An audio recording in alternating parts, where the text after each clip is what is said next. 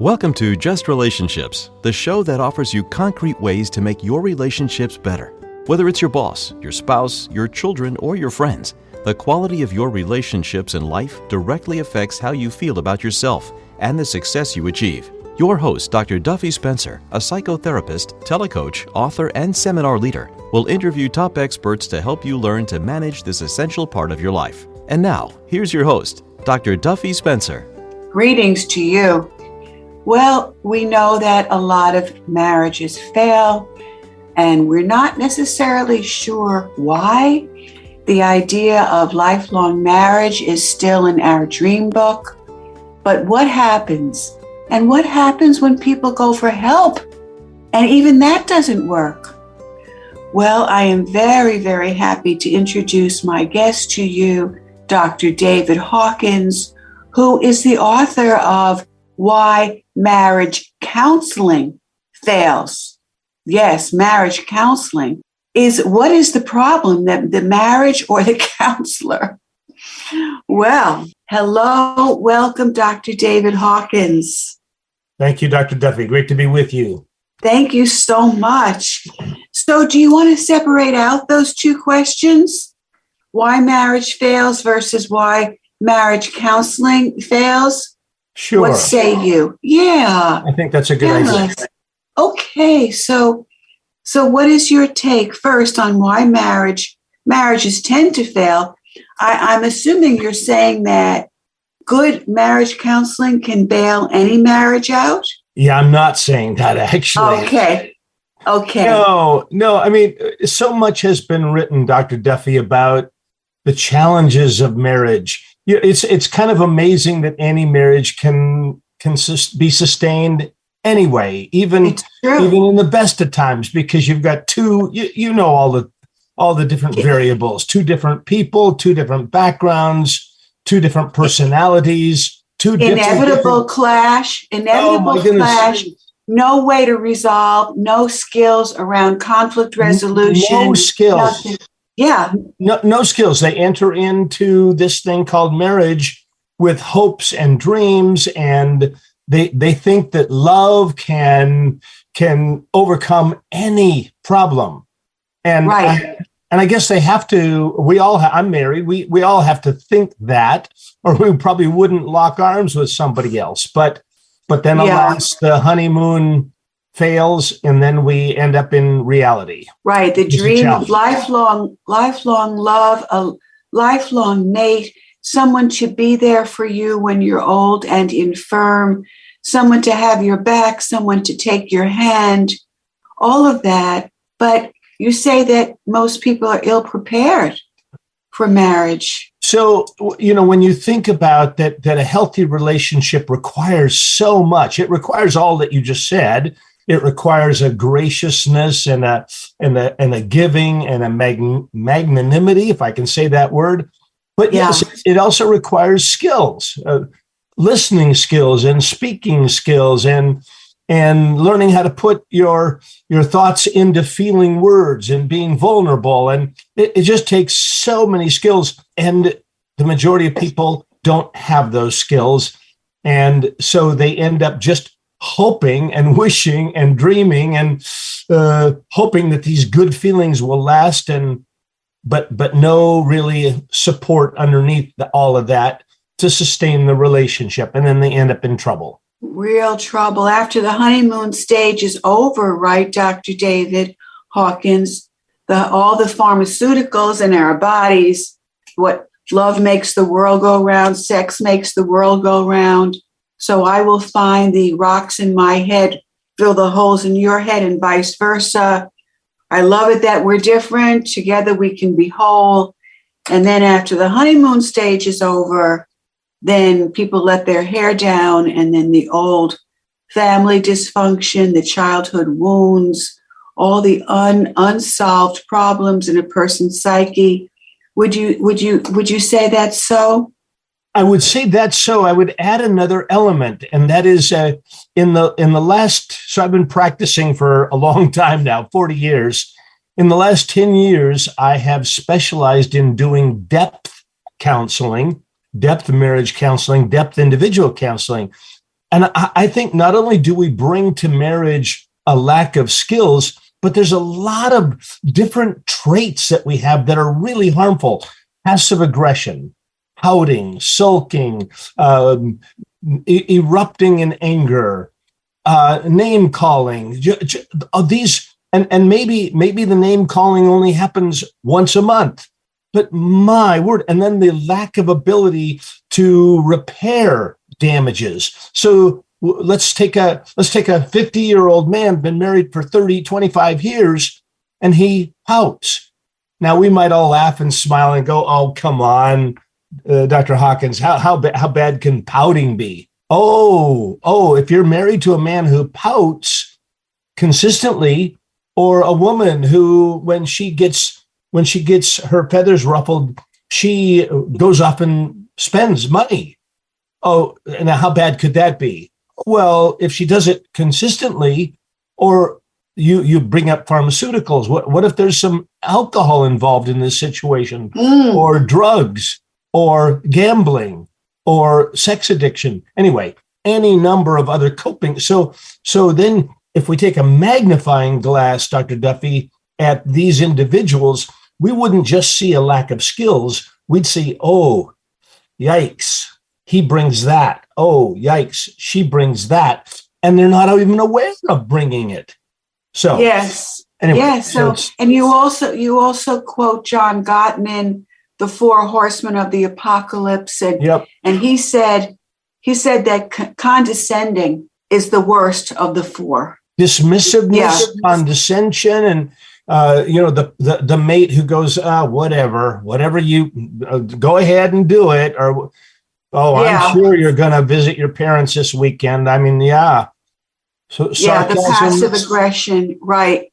The giving up, the withholding, the withdrawing, the numbing out, the resentment.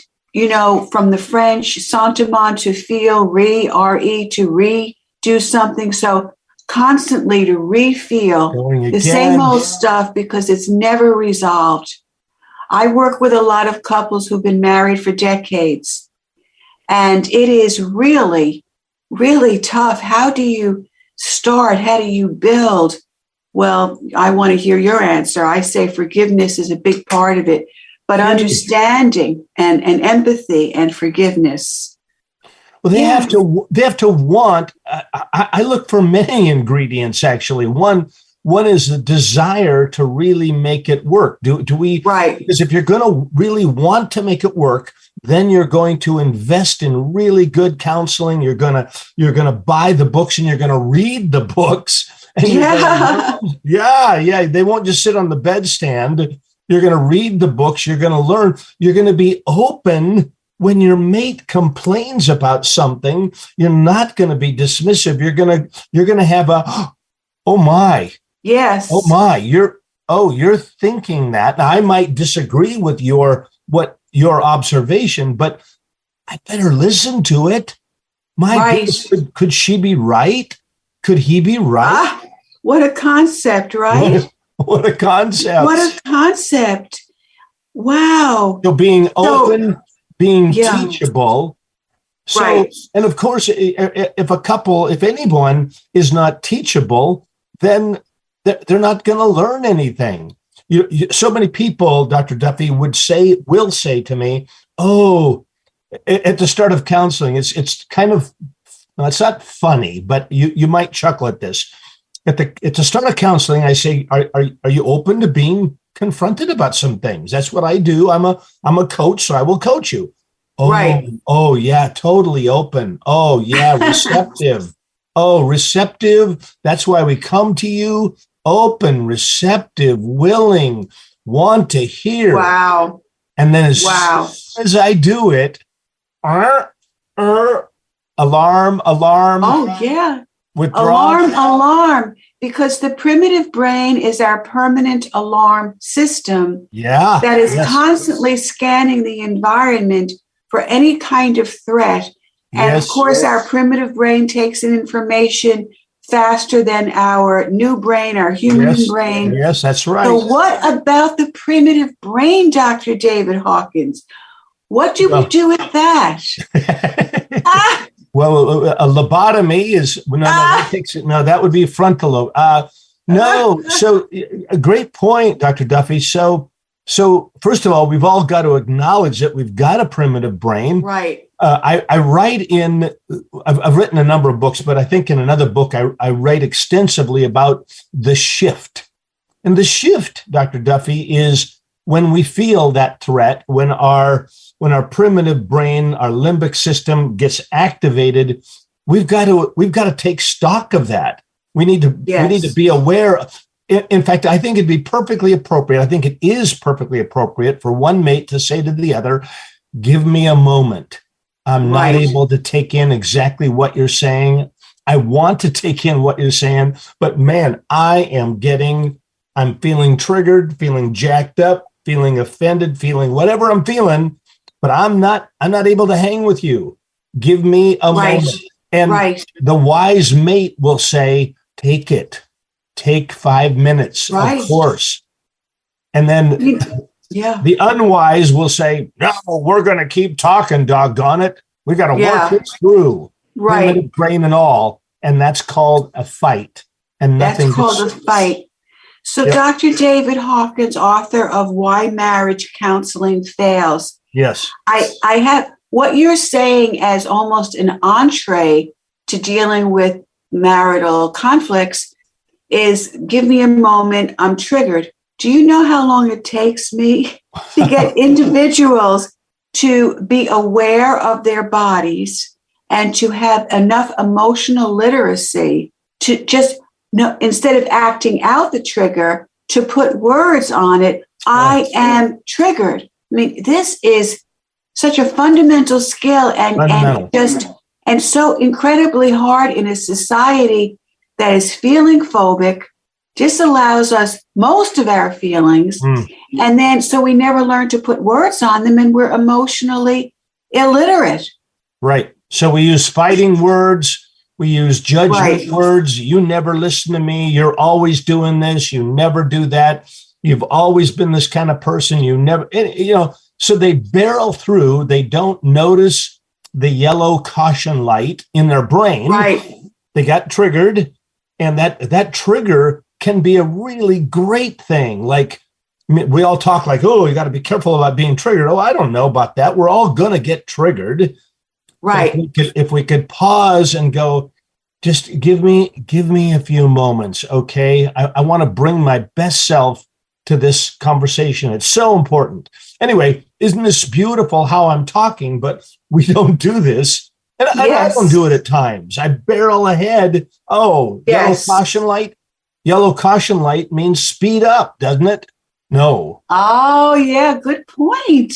Oh, how many of us have seen the yellow caution light and said, "I can barrel through this. I'm good. That just, okay. No worries." Oh, no. No. Wow. I love that, because I arrived at that myself, telling my individuals and my couples, "I see a yellow light. I see a yellow light. It's not red yet. When it gets to be red, it stops you. You cannot stop it." But I never continued the metaphor to that point. That's brilliant, Dr. David Hawkins. Okay. So don't speed up. Stop. Wait. Say, "Oh, the light is turning red, so I am stopping. I'm not going to take a chance." I'm not going to take a chance. No, because bad stuff will happen.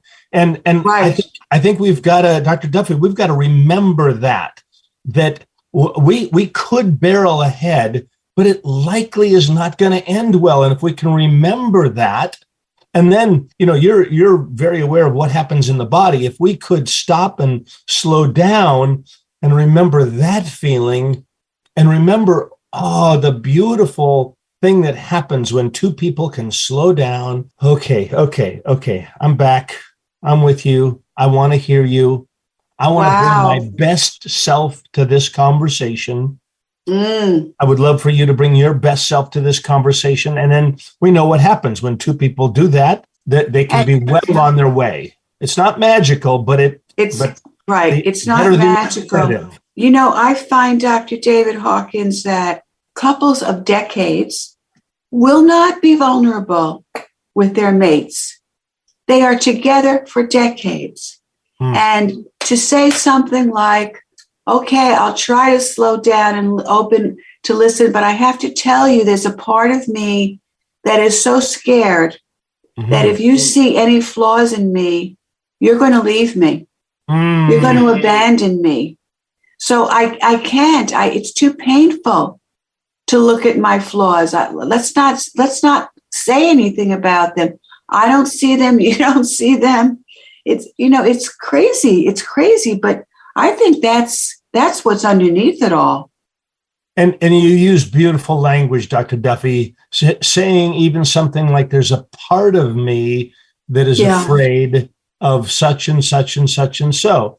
And if we could all get used to talking like that, my goodness, yes. Whoever would say that to me, there's a part of me that's afraid right now. Oh, and what happens in me when you say that? Oh, it's endearing. It's so vulnerable. It's so beautiful. That will lower the defensiveness in me. Oh, you're afraid? Oh, I can come alongside of that. Of course I can. Of course I can. But if you're wagging a finger, it's a little tougher to come alongside that. It's a hell of a lot tougher. It is so much tougher. And I think I'm glad that you like the parts language. One of my trainings is in internal family systems. I love it. I love that. And I'm glad you love it because I find it is such a wonderful framework, because you could say I'm afraid, which is better than not admitting it. But when you say a part of me is afraid, it indicates there's an adult in the room. Like there's a witness inside of me to my fear. That's so beautiful. And of course, Dr. Schwartz of IFS, Internal Family Systems, he would love that. And it does. It acknowledges to myself, look, I'm going to be there for me. I'm aware of being afraid right now, but I'm going to be there for me, and I'm going to be there for you. And that's beautiful. Well done. That's beautiful. Thank you. So I want to hear what you're thinking.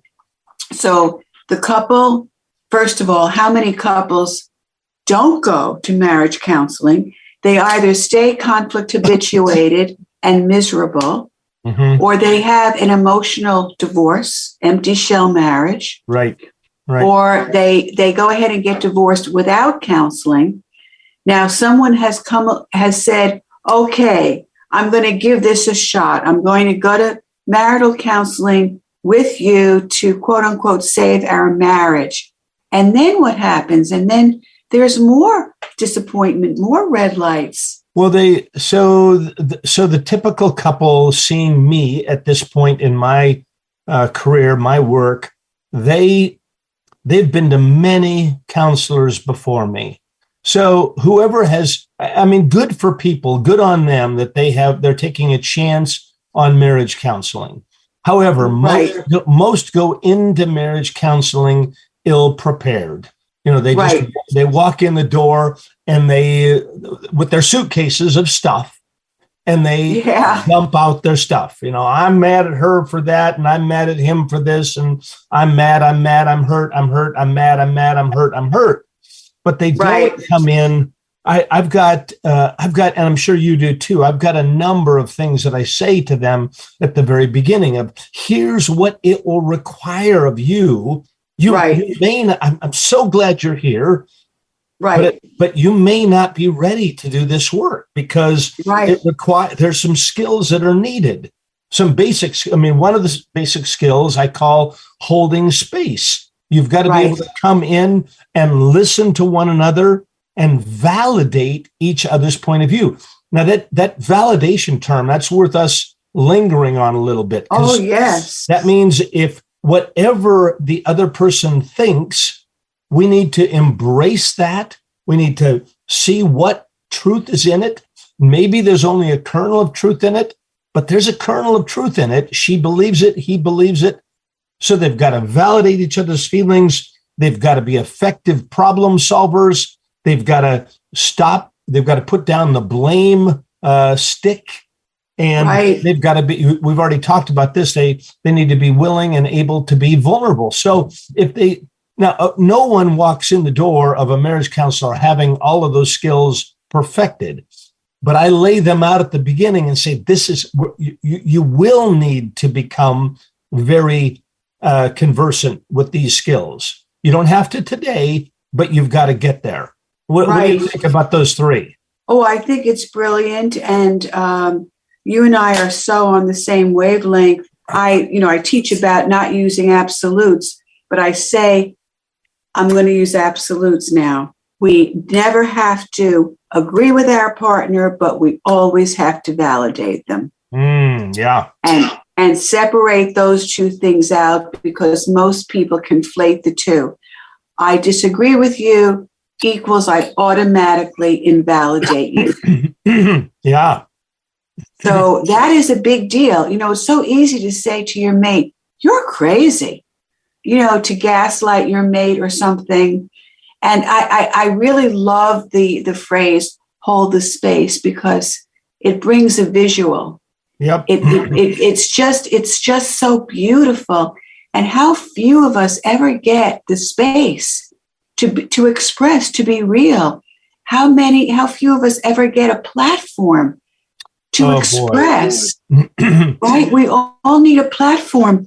We cannot heal in a feeling phobic society if we're not allowed to express our feelings, especially our hurt and angry ones. And if we're ready, defensiveness is so very common. So the defensiveness is the opposite of holding space. Right. No, I don't agree with you. No, I didn't do that. No, you can't really think that of me. No. All I did, minimization, rationalization, justify, all these defenses that we all use that doesn't hold space. So it really takes some emotional maturity, which I guess if they had a lot of emotional maturity, they might not even be there. But anyway, that's what we people helpers have got to do. We've got to help them hold space and to see that space and to have a platform, as you say, Dr. Duffy, to share whatever is true. And if we think of it that way, this person wouldn't be saying, even if the way they say it doesn't really suit us, we wish they weren't so pointed. We wish they were more gentle. We wish a lot of different things, but they're troubled. They see what they see. They feel what they feel. They believe what they believe. So can we put our own belief that they shouldn't think this, they shouldn't feel that? They do. And this is the other problem, Dr. David Hawkins, is that now I finally speak up, but since I don't have the skills, my delivery is crude, it's clumsy, it's antagonistic, it's all accusatory. You did, you didn't, you are, you aren't. And I also teach my couples, obviously, to separate out the delivery from the content of the message. And with the bulk of the emotions being in the delivery itself. Yeah. So the couple has the same fight for 20 years because now they start fighting over the delivery of the message. Don't yell at me. I wasn't yelling. Right. Yeah. Well, I love how you set your couples up to say, are you sure you may not be ready for this? Yeah. And I also am trained in imago therapy. Oh, that's so good. Yes. Yeah. So it's dialogue to mirror. And then I said to a couple recently, I said, you two are pre-dialogical. Harville Hendricks uses that term. You're pre-dialogical. You're not. I'm not familiar with that term, Dr. Duffy. Well, just we dialogue.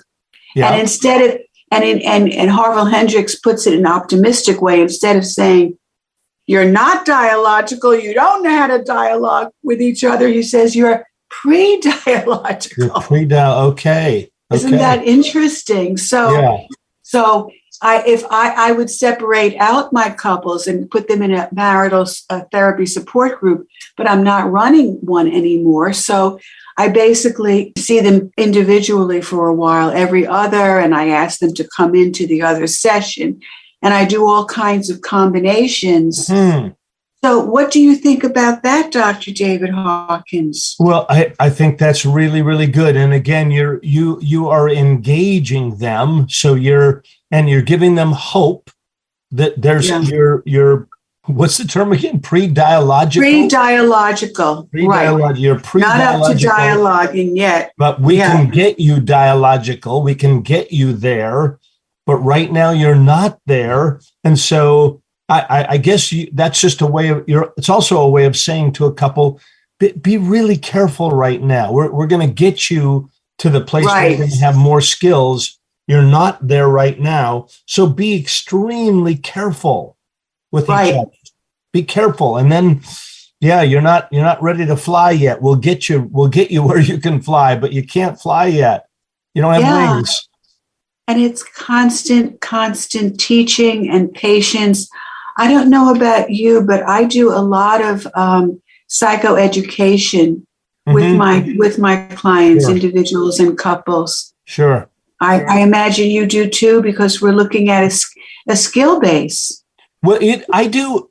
My practice has changed a little bit. I do a lot of teaching, but I want them to practice right in front of me, much like imago therapy. So I have my own little tools, but I have them practicing right there in front of me, where they practice listening, they practice validating, they practice owning up to whatever it is that was the concern that their mate had, and validating the other person's experience, and then putting into words their own experience. And anyway, that holding space, and it's really a powerful process if a couple will practice it and learn it. And they do.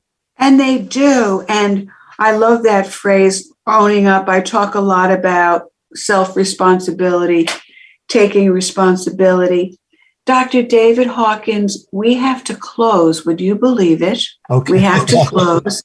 And I want to tell everyone that you are in luck, because this is only part 1 of a part 2 series with Dr. David Hawkins, Why Marriage Counseling Fails. And we're going to look at more of how you do it right. And even if you never go to marriage counseling, which if your marriage is in trouble, I really recommend you invest in your marriage. When you think about the cost of marital counseling versus the cost of divorce and disruption, no, hands down, right, Dr. David? Absolutely. Hands down. Thank you so much, Dr. David Hawkins. Thank you, Dr. Duffy. You are a prince. And this is Dr. Duffy Spencer saying goodbye for now and wishing you great relationships.